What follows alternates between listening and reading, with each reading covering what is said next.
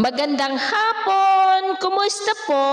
Narito po ulit ang update natin para sa lagay ng ating panahon ngayong hapon po ng January 20, 2025. Sa ngayon po ay patuloy pa rin na nagdudulot ng malamig-lamig na panahon na may makulimlim na kalangitan with isolated rains ang amihan dito sa Northern Luzon, lalo na po sa northern part, habang ang shear line o yung imaginary line ng hangganan ng malamig na amihan at mainit na easterlies ay nag-i-extend sa silangan ng Central Luzon at easterlies ang umiihip sa Southern Luzon, Visayas at Mindanao. At sa ating long-range forecast, wala pa rin naman pong bagyo na namamataan na tatawid sa ating kalupaan. Posibleng hanggang sa matapos ang buwan na ito ay storm-free po tayo. At sa lagay ng ating panahon, ngayong hapon ay maayos ang panahon sa malaking bahagi ng bansa pero may tsansa pa rin ng cloudy skies with isolated rain sa may Cagayan, Apayao, Legazpi,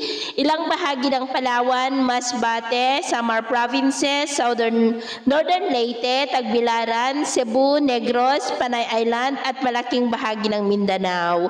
At mamayang gabi, posible pa rin ang mga isolated rains, lalo na sa may Mindanao, ilang bahagi ng Visayas, Palawan at Cagayan, kaya mag-ingat pa rin po tayo.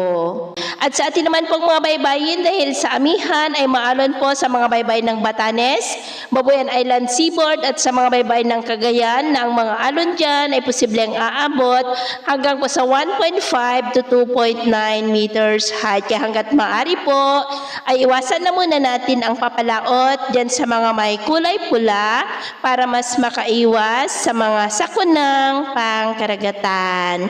So ito po ng latest update natin sa araw na ito. At ako po muli si James na nagsasabing sa kahit na pagsubok po na darating sa ating buhay, huwag po tayong mawawalan ng pag-asa. Thank you and God bless!